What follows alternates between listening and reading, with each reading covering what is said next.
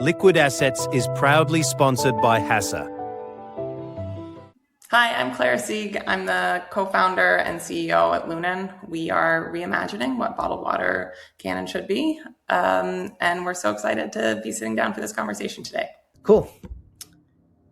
Welcome to Liquid Assets. My name is Ravi Karani and I'm the host. Today we have an awesome guest for you. We have Clara Sieg visiting us from the Bay Area. Clara, how are you doing today? I'm so great. Thanks for having us. Yeah. We were chatting before about why water is not organic. Let's just jump into that. Why is water not organic? Why can't you get an organic label on it? And what does that mean for what you're working on? Yeah. So I like to remind people that the USDA Organic certification didn't happen until 2002. So we've seen a lot of progress in the food aisles since then, and leading up to it as consumer expectations shifted around what they were putting in their body. But water isn't grown. So it can't be organically certified. You see beverages can be if they have additives that are organic, but water, which is the base, is not organic. And it's naturally occurring, right? So we don't grow water. So what we really focus on at Loonen and what my sort of obsession with water brought to life for me is that the way that we source, treat, and bottle our water is really critical in terms of the quality. I want to take a step back and just focus on this 2002 USDA Organic and the fact that water can't be grown, which obviously I think we understand.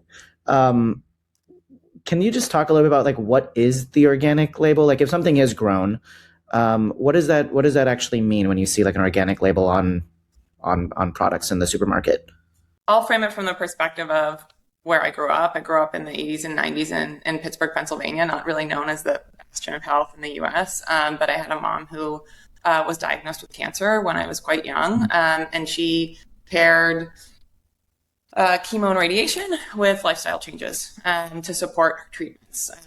And through that process, really got into eating locally, making sure that we were eating things that didn't have heavy pesticide use, where the soil was treated in the right way, and where you basically had more nutritious food coming out of the ground with less chemical intervention. And that's broad strokes what USDA Organic certification accomplishes. And I think when you look back to the 80s and 90s, some people thought it was a little bit nutty to eat in that way because the food system had shifted so much to packaged goods as a proxy for safety. But really what packaged goods introduced was, the ability to do industrial farming at scale and not necessarily quality as much as optimizing for shelf life. And I think we've seen some similar things in the bottled water category as it relates to, focused on sort of safety in treatment to make sure you're not getting stomach bugs. But a lot of that treatment has foregone quality. So that means minerals stripped out of the water and not added back in. That can mean heavy chemical disinfection use that leads to disinfection byproducts, and a myriad of other things that create some level of concern when you think about water being what we're made of. 60% of our body is water. It's the thing we consume most every day. And focusing on that a little bit more, I think, is an important thread to pull on for health. Really interesting. And so just kind of poking on that a little bit, that we've seen obviously a shift in the market moving away from this sort of highly packaged industrial foods that you grew up with in the 80s and 90s to the US in particular, taking a little bit more of a slant towards getting something that's organic or more locally grown.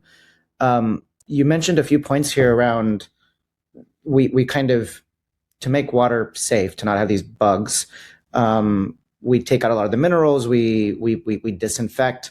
What does that mean? And maybe you can explain that in kind of context of where I cut you off earlier on kind of how Loonen is looking at sourcing, treating, and bottling water differently. Yeah. Like how do both of those lines kind of come together? It's like, what does that mean? Yeah, so broad strokes in the US, we have two different camps in the bottled water world, right? One is purified water.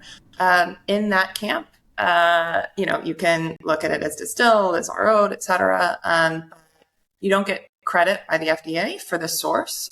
So as far as I know, almost all brands are municipally sourced. And that comes with disinfection byproducts, pharmaceuticals, stuff that comes from legacy piping, et cetera.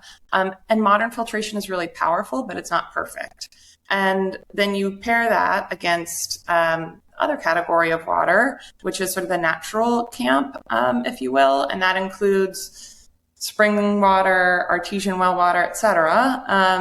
And in order to market it as sourced in that way, you can't do real filtration on it. And the reality is that our world is one connected water system. You know that better than most. And land use, natural changes in weather cycles, heavy rainfall, drought, that can all lead to changes season to season, year to year in the quality of your spring water or your artisanal water, what have you. It impacts the aquifers. And so we look to how we do sourcing and processing and bottling. We really look at the way that the WHO recommends treating water, which is focusing on pairing a really high quality source, or the highest quality source you can find, with the highest quality filtration processes. So the way that we do that at Loonen is we spring source all of our water. We view that as the highest quality starting point. We take from springs that we've tested thoroughly, that don't have forever chemicals in them, and that might have some variation as it relates to minerality, nitrates, which are naturally occurring in the groundwater, radium, et cetera, but that are filterable. And we pair that sourcing with a transport system that is all stainless steel. So we stainless steel tanker it to our production facility, where we built out stainless steel piping. It never touches municipal lines. We then push it through physical membrane filtration, never using chemicals. It's all stainless steel. And then we remineralize to balance back to the natural TDS of our spring, which is around, it can vary, again, anywhere from, call it 110 to 170, a nice, beautiful spring water. And we use really high quality minerals, right? We're not using refined table salt, we use Celtic sea salt. And all of those minerals have been lab tested to make sure that they meet our safety standards. And then we exclusively bottle in glass. And I think that's an important component too, because harking back to the analogy that we made around our food system, a lot of the bottled water industry for the past number of years has focused on plastic lined aluminum, and plastic lined corrugate. Those are not breakable, they are lighter, but they leach. And when you think about the supply chain of water, it's pretty different than a lot of other consumer categories. So you think about a yogurt packaged in plastic, has a pretty short shelf life, and it's in cold chain, right? So it's never really exposed to big temperature variations, and it's only in plastic for a short period of time. Whereas in the water world, you have ostensibly an unlimited shelf life, and you don't have any temperature requirements as it relates to the storage and transport. So you're often sitting on hot trucks in warehouses that are not temperature controlled, and then on shelf under light for however long it takes to sell. And the things that lead to plastic degradation and potential leaching are light exposure, heat exposure, and time. Yep. Wow. Oh my gosh. There's a ton to unpack there. I want to kind of rewind really quick and go back to, you source this from, and I'm just going to say this back to you, just if I'm like understanding this correctly. So you source from obviously the highest quality spring source, and you push them through non-chemical membranes or filters to basically. Yep.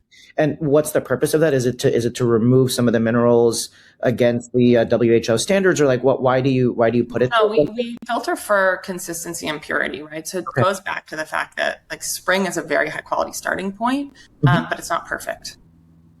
And my co-founder and I spent about 6 months going across the US, identifying different springs, and then pouring through test results. And all of them always had some footnote, whether it was nitrates or arsenic or radium or glyphosate or forever chemicals, et cetera. And again, that gets back to our water system is one connected system. There are certainly better quality sources and lower quality sources.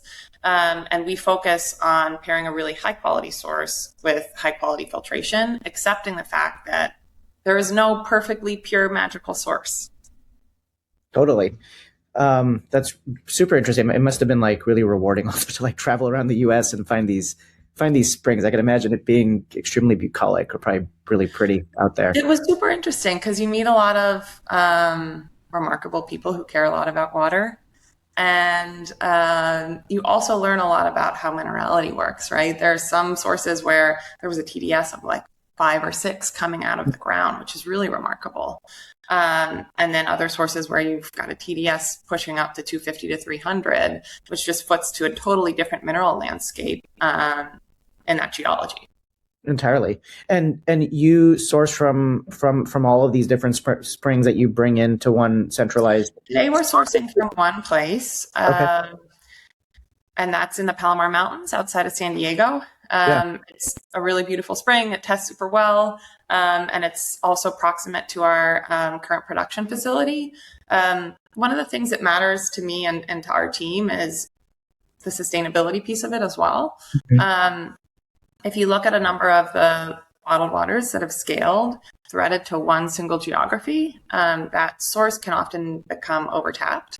And also, if you push all your marketing on one single source and then the source becomes contaminated, which we've seen with a handful of other water brands, it's tough. And so we really believe in constantly testing our spring source and making sure it hits our quality thresholds. And to the extent that it doesn't, we have a flexible supply chain and we'll move on to a source that does. Amazing.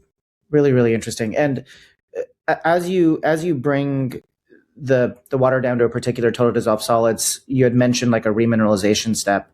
Yeah. What does that look like, and why did you choose the minerals to put in at those particular values, at those like amounts? Original spring footprint. So ultimately, like we set out to provide the consumer with a beautiful spring water, and what we have now is spring source purified water, sort of first to market in this kind of way, largely because it's more expensive and harder to do and really annoying. Yeah. And it's a challenging category with large public company conglomerates that often optimize for margin. And, we remineralize to match that because it creates a really nice, crisp taste, but it's also really hydrating. Really interesting. I was chatting with somebody else on the podcast, and again, I ask kind of like the dumb questions here because I sometimes feel like the whole point of this podcast is to bring water to like the layperson, right? I feel like we don't understand enough about water, and that's kind of my like initial impetus of this. So just pardon some of the questions that may be here. As you had mentioned that the minerals do give like a crispness to the water. Yeah. There's been a bunch of conversation around like these. I was interviewing this water sommelier. We'll have somebody else on too later in a few later episodes. What does crispness mean? Like, how do you judge that when you're drinking water? Maybe you could like explain it. It's pretty subjective, to be totally candid. We spent a lot of time tweaking the levels of Celtic sea salt to calcium to magnesium to potassium to really figure out what that taste that we wanted was. And we also footed it like almost pattern matching to the spring source that we use today, because we really like that water. And, I think you can really understand what it means when you taste different types of water, right? So you have, if you have just RO'd water out of the tap, it can taste pretty flat. Yeah. And you'll start to notice that the more you drink of it. And then on the other side, if you have a hyper mineralized water, that can taste really heavy. Sometimes it's because there's silica in the water. Sometimes it's just a really heavy calcium load or heavy sodium load. I don't pretend to be a water sommelier. Like, I don't have some magical palate. But I do like a relatively light, pretty crisp, clean spring source tasting water. And that's what we optimize for.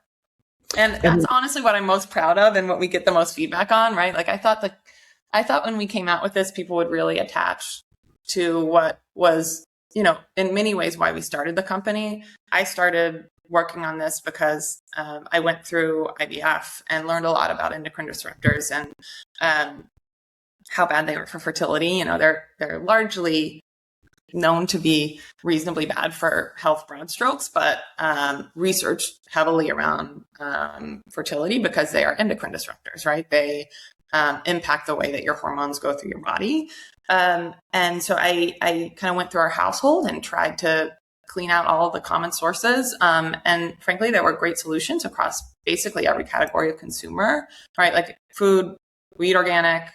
Yep. We store food in glass storage containers. We don't use nonstick pans. And personal care and beauty, there are brands that have emerged over the past decade that have explained to us what's wrong with that category and then given sort of the easy button solution. And the same goes for home cleaning. We use a lot of vinegar and water in our household, but there are a lot of other brands that stand for that same sort of attention to eliminating the level of toxic load in your household. And then you get to the water category, and it was just really confusing for me from a microplastic perspective. And then also, you know, when you dig deeper from sort of the exposure to a variety of different toxins that can come in through the tap or through bottled water. And, you know, when we launched, I thought people would really, really focus on that. And it's, I think, what brings people in, but what makes them stay is the taste of our water and the attention to detail we've taken on the bottle design, the way it feels in your hand, the wideness of the spout so that it feels like you're drinking from a glass, and then the carbonation levels on our sparkling. Amazing. And what's the origin story of Loonen? Like you had a 14-year career in venture capital, and now you're operating a water company. Like, what is the origin of Loonen look like? Like going down a rabbit hole that I couldn't pull myself out of.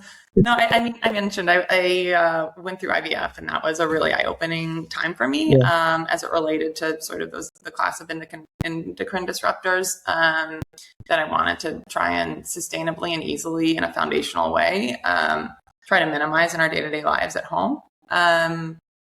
And I just got stuck on the water piece of it. And at some point, my husband was like, I can't talk about this anymore. Find somebody else. And so I reached out to a guy who I'd known for a number of years, who was on the founding team at Spindrift and led all their operations for about the first decade of the business. And we just started chatting about, you know, the problems in the category and where there was an opportunity, what we thought we wanted as consumers. And, you know, we're both parents and,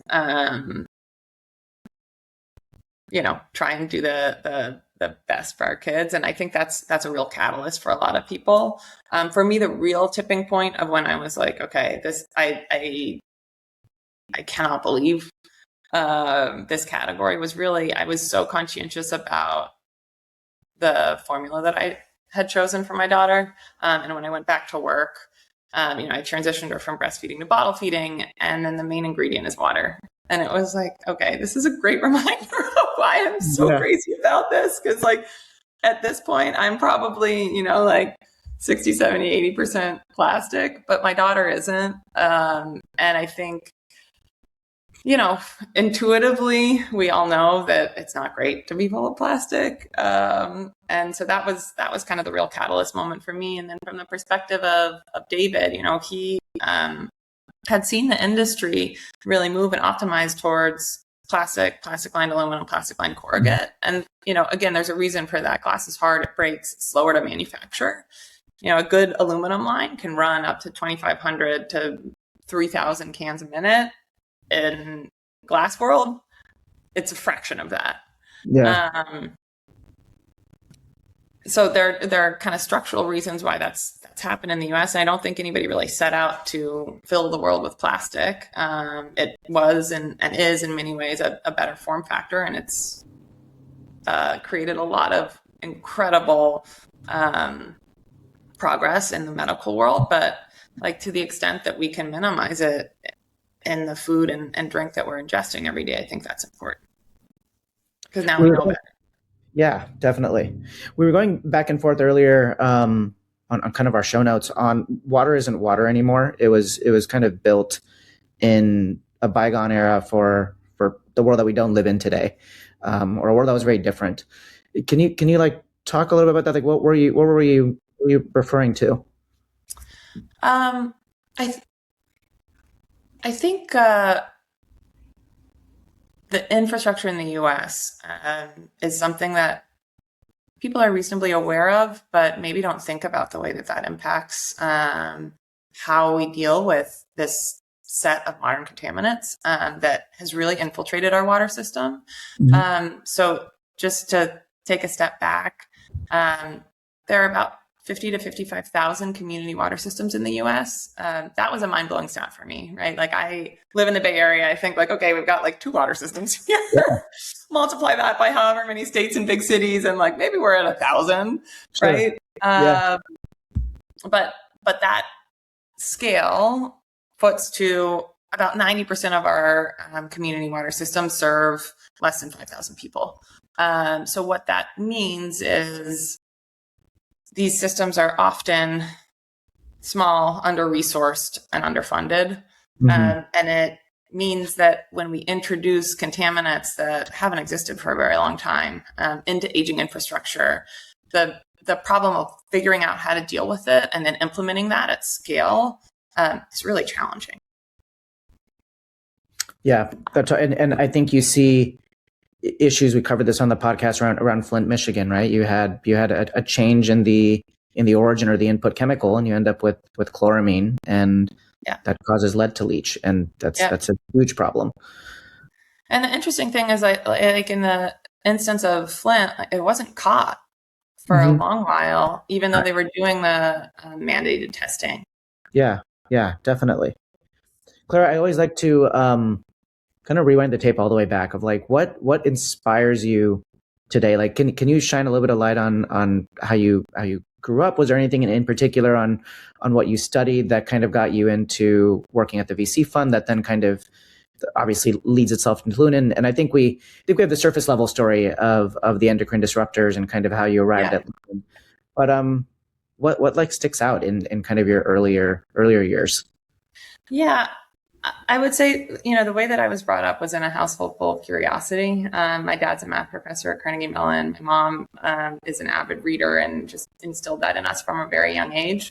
And so I have a tendency to really like to pull on threads. For me, that footed really beautifully into a long period in venture capital, where I describe that career as incredibly intellectually stimulating, right? You're meeting with people who are often smarter and certainly more passionate than you are about what they're building and working on a day-to-day basis. And you get to learn from those people. And, at some point, I never really had the aspiration to be a founder, sitting on the other side of the desk, because you see how hard it is. And you don't just see the sort of glorified headlines, and that makes the bar to wanting to do something like that pretty freaking high. But at some point, this obsession just sort of turned into an imperative, because I've always been a doer and raised in a household that really focused on making change at a local level that could sometime at some point hopefully impact more lives. Mm-hmm. My mom we were growing up, I talked a little bit about her journey in terms of the way that she fed us at home, but she did things like marching into the school lunch room and making sure that the janitor was cleaning our lunch tables, not with industrial cleaner, but with vinegar and water. And that changed throughout our whole school district because she advocated for that. And you think about kids opening their lunch and eating it on a table, like that makes common sense. And so that's sort of been a through line for me. And, you know, I hope that the beverage category sees similar transformation as the food aisle has over the, you know, past couple of decades, as organic has made real progress and also become more accessible. I think for a long time, the bottled water category has sort of provided a premium product where you don't necessarily get a premium product for the price. You get great marketing and kind of maybe a cool bottle design. And I think for us, we really want to focus on quality and bringing the category forward. Again, I don't think anybody ever set out to fill the world with plastic thinking it was harmful to human health. But now that we know better, we can do better. And I'm hopeful that companies like ours can help create change that moves the industry forward. And I think, you know, there's a long history of companies that have done that in consumer goods. And we want to be part of that trend in beverage. It's amazing. I love that.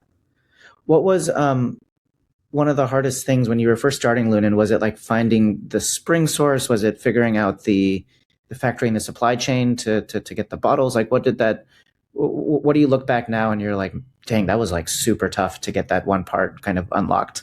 I think that probably the most frustrating part for us was identifying the right spring and then ultimately deciding that we were going to have to create this new process that involved filtration.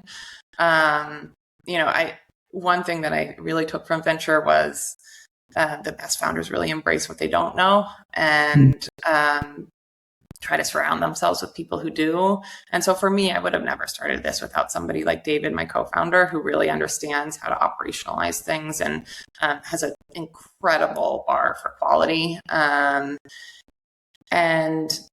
you know, it was just, it's been a challenging process to figure out what is a totally new system for how you source, filter, mineralize, and bottle water in a way that creates a higher bar. And then, you know, I'd add to that a footnote that we haven't touched on this, but we do a tremendous amount of testing on our water. So, you know, we obviously test for the standard water quality, but then we add in microplastics, forever chemicals, bisphenols, phthalates, a long list of herbicides and pesticides, pharmaceuticals, you name it, things that we can reasonably test for.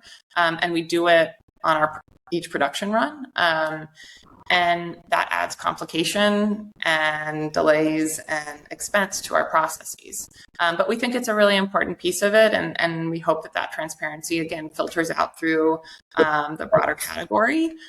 So we have a QR code on back of label. If you care to, you can scan it and it takes you onto site and it shows you all of our test results. Amazing. I love that chain of custody. That's awesome. If you are speaking to the audience and you were to tell yourself something before you started Loonen about everything you've learned, you know, as a consumer buying water or drinking water, and I think we've covered a lot of it on the podcast, like, you know, in 30 minutes, is there kind of a takeaway that you're like, hey, go into the supermarket and, you know, look for this particular thing or, you know, use this filter? What would that be? Yeah, I mean, I can reflect on the way that we've set up our household at home. I mean, obviously we drink a tremendous amount of Loonen because it's our baby and it's readily available. And I hope within the next year, it's readily available to everybody in the US. It is available on Amazon today. But we pair that with an RO filtration system under counter where we cook and drink from. We drink Loonen if we're cooking, making pasta, rice, etc. We use RO water. I think that's an important piece of things. People forget that water is actually the most used ingredient in the kitchen. It's not oil, it's not butter, it's not salt, it's water. And so that actually really does impact the way that you prepare your food. Yeah. And so, yeah, I think it's like for me and for our family, we really focus on 80-20, where you try and do the foundational stuff, set it and forget it. Water is a boring part of your set it and forget it. So if you get an RO filtration system, if you make sure you're drinking high quality bottled water, we think Loonen is the best, obviously. And then if you are reasonably flexible, if you're on the road, if you're on an airplane and they are serving some extremely plastic gross water, but you're thirsty, like, drink the water. Sure. Clara, I ask everybody this question before we split, and it's: do you have a book, a movie, or a TV show that has profoundly changed the way that you look at the world? Gonna have to think about that one for a second. I should have prepared for this podcast by listening to your last question so I could have an answer. No, I would say, I mean, I'm an avid fiction reader, so Our Lone Bliss is by far my favorite book over the past decade or two. And then when I was growing up, it was Anna Karenina, which is a little bit dark, but also a little bit philosophical. And then as it relates to books that really impacted me from a professional perspective, I read Countdown by Shauna Swan. She's an incredible researcher who really focuses on this class of endocrine disruptors. And it was really eye-opening for me. Amazing. Awesome. We'll throw those on the show notes. Thanks for sharing. Pretty straightforward. Yeah. Clara, thank you so much for joining us today. This was absolutely insightful, and we'll definitely put a link to Loonen so everybody can really appreciate it. It was so great to connect, and thanks for the time.